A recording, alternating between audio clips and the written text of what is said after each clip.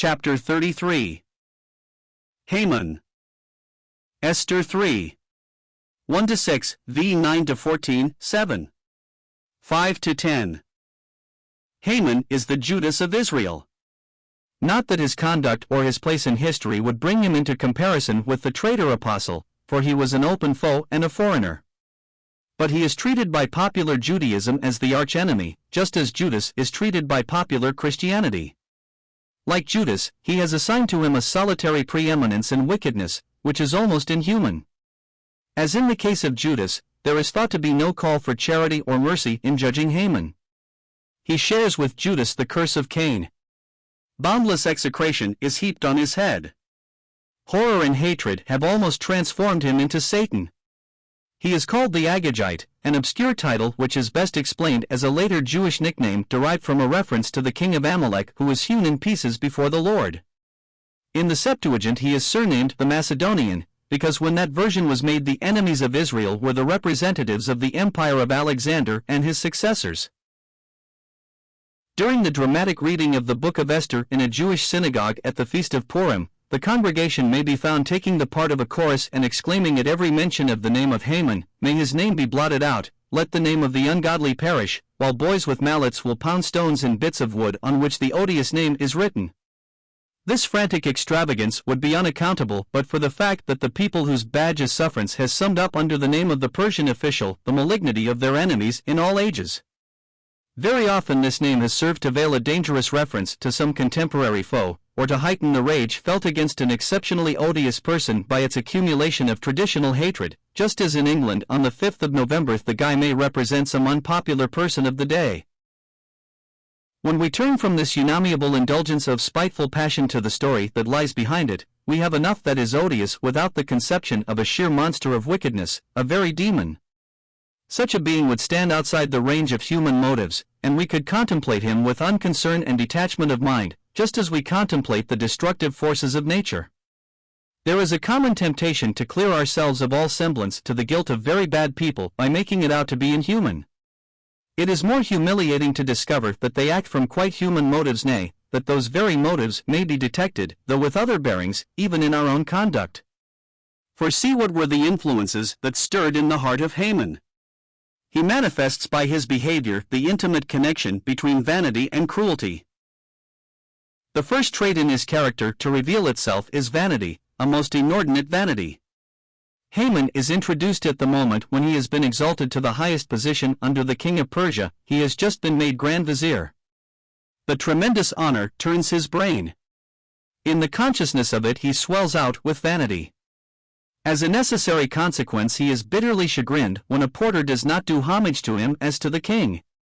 His elation is equally extravagant when he discovers that he is to be the only subject invited to meet Ahasuerus at Esther's banquet. When the king inquires how exceptional honor is to be shown to someone whose name is not yet revealed, this infatuated man jumps to the conclusion that it can be for nobody but himself. In all his behavior we see that he is just possessed by an absorbing spirit of vanity.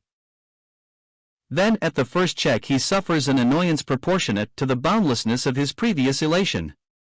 He cannot endure the sight of indifference or independence in the meanest subject. The slender fault of Mordecai is magnified into a capital offense. This again is so huge that it must be laid to the charge of the whole race to which the offender belongs. The rage which it excites in Haman is so violent that it will be satisfied with nothing short of a wholesale massacre of men, women, and children. Behold how great a matter a little fire kindleth when it is fanned by the breath of vanity. The cruelty of the vain man is as limitless as his vanity. Thus the story of Haman illustrates the close juxtaposition of these two vices, vanity and cruelty. It helps us to see by a series of lurid pictures how fearfully provocative the one is of the other. As we follow the incidents, we can discover the links of connection between the cause and its dire effects. In the first place, it is clear that vanity is a form of magnified egotism. The vain man thinks supremely of himself, not so much in the way of self-interest, but more especially for the sake of self-glorification. When he looks out on the world, it is always through the medium of his own vastly magnified shadow. Like the Brocken ghost, this shadow becomes a haunting presence standing out before him in huge proportions. He has no other standard of measurement. Everything must be judged according as it is related to himself. The good is what gives him pleasure, evil is what is noxious to him. This self-centered attitude, with the distortion of vision that it induces, has a double effect, as we may see in the case of Haman. Egotism utilizes the sufferings of others for its own ends. No doubt cruelty is often a consequence of sheer callousness. The man who has no perception of the pain he is causing or no sympathy with the sufferers will trample them underfoot on the least provocation. He feels supremely indifferent to their agonies when they are writhing beneath him, and therefore he will never consider it incumbent on him to adjust his conduct with the least reference to the pain he gives. That is an entirely irrelevant consideration.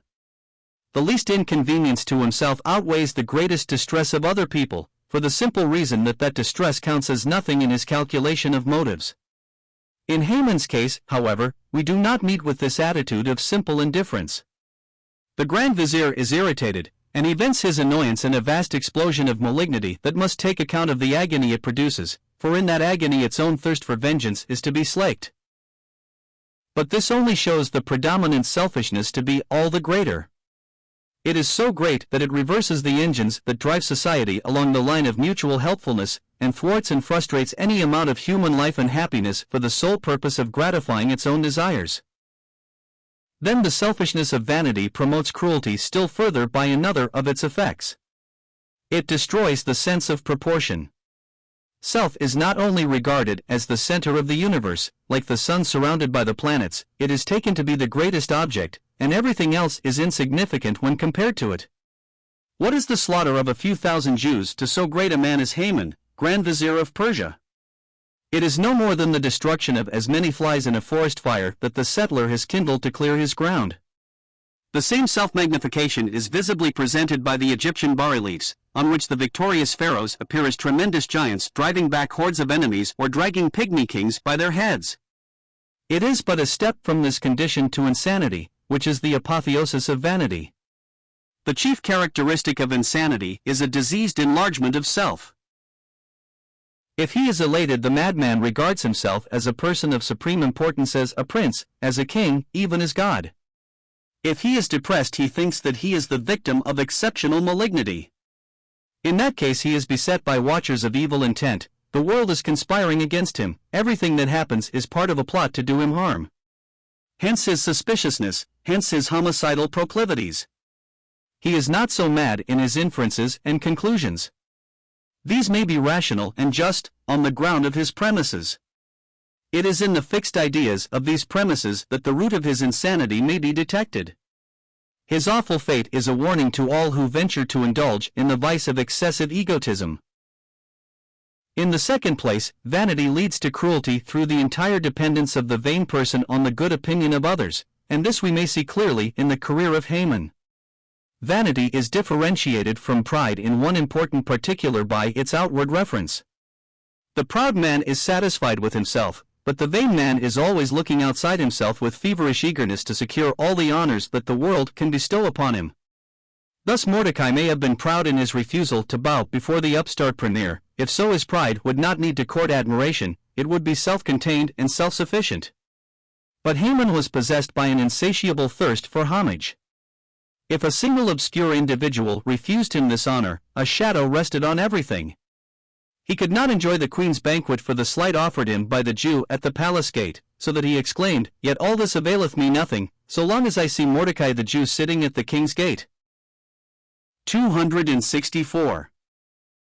A selfish man in this condition can have no rest if anything in the world outside him fails to minister to his honor. While a proud man in an exalted position scarcely deigns to notice the dim common people, the vain man betrays his vulgarity by caring supremely for popular adulation. Therefore, while the haughty person can afford to pass over a slight with contempt, the vain creature who lives on the breath of applause is mortally offended by it and roused to avenge the insult with corresponding rage. Selfishness and dependence on the external, these attributes of vanity inevitably develop into cruelty wherever the aims of vanity are opposed. And yet the vice that contains so much evil is rarely visited with a becoming severity of condemnation. Usually it is smiled at as a trivial frailty. In the case of Haman it threatened the extermination of a nation, and the reaction from its menace issued in a terrific slaughter of another section of society. History records war after war that has been fought on the ground of vanity. In military affairs this vice wears the name of glory, but its nature is unaltered. For what is the meaning of a war that is waged for la gloire but one that is designed in order to minister to the vanity of the people who undertake it? A more fearful wickedness has never blackened the pages of history. The very frivolity of the occasion heightens the guilt of those who plunge nations into misery on such a paltry pretext. It is vanity that urges a savage warrior to collect skulls to adorn the walls of his hut with the ghastly trophies. It is vanity that impels a restless conqueror to march to his own triumph through a sea of blood. It is vanity that rouses a nation to fling itself on its neighbor in order to exalt its fame by a great victory. Ambition at its best is fired by the pride of power, but in its meaner forms ambition is nothing but an uprising of vanity clamoring for wider recognition. The famous invasion of Greece by Xerxes was evidently little better than a huge exhibition of regal vanity. The childish fatuity of the king could seek for no exalted ends. His assemblage of swarms of men of all races in an ill-disciplined army too big for practical warfare showed that the thirst for display occupied the principal place in his mind, to the neglect of the more sober aims of a really great conqueror. And if the vanity that lives on the world's admiration is so fruitful and evil when it is allowed to deploy on a large scale, its essential character will not be improved by the limitation of its scope in humbler spheres of life. It is always mean and cruel. Two other features in the character of Haman may be noticed. First, he shows energy and determination. He bribes the king to obtain the royal consent to his deadly design, bribes with an enormous present equal to the revenue of a kingdom, though Ahasuerus permits him to recoup himself by seizing the property of the proscribed nation. Then the murderous mandate goes forth, it is translated into every language of the subject peoples, it is carried to the remotest parts of the kingdom by the posts, the excellent organization of which, under the Persian government, has become famous. Thus far everything is on a large scale, betokening a mind of resource and daring. But now turn to the sequel. And the king and Haman sat down to drink. 265. It is a horrible picture, the king of Persia and his grand vizier at this crisis deliberately abandoning themselves to their national vice. The decree is out, it cannot be recalled, let it go and do its fell work. As for its authors, they are drowning all thought of its effect on public opinion in the wine cup, they are boozing together in a disgusting companionship of debauchery on the eve of a scene of wholesale bloodshed. This is what the glory of the great king has come to. This is the anticlimax of his minister's vanity at the moment of supreme success. After such an exhibition we need not be surprised at the abject humiliation, the terror of cowardice, the frantic effort to extort pity from a woman of the very race whose extermination he had plotted, manifested by Haman in the hour of his exposure at Esther's banquet. Beneath all his braggart energy he is a weak man. In most cases self-indulgent, vain, and cruel people are essentially weak at heart. Looking at the story of Haman from another point of view, we see how well it illustrates the confounding of evil devices and the punishment of their author in the drama of history. It is one of the most striking instances of what is called poetic justice, the justice depicted by the poets, but not always seen in prosaic lives, the justice that is itself a poem because it makes a harmony of events. Haman is the typical example of the schemer who falls into his own pit, of the villain who is hoisted on his own petard. 3 times the same process occurs, to impress its lesson with threefold emphasis. We have it first in the most moderate form when Haman is forced to assist in bestowing on Mordecai the honors he has been coveting for himself, by leading the horse of the hated Jew in his triumphant procession through the city. The same lesson is impressed with tragic force when the Grand Vizier is condemned to be impaled on the stake erected by him in readiness for the man whom he has been compelled to honor. Lastly, the design of murdering the whole race to which Mordecai belongs is frustrated by the slaughter of those who sympathize with Haman's attitude towards Israel, the Hamanites, as they have been called. We rarely meet with such a complete reversal of fate, such a climax of vengeance. In considering the course of events here set forth, we must distinguish between the old Jewish view of it and the significance of the process itself. The Jews were taught to look on all this with fierce, vindictive glee, and to see in it the prophecy of the like fate that was treasured up for their enemies in later times.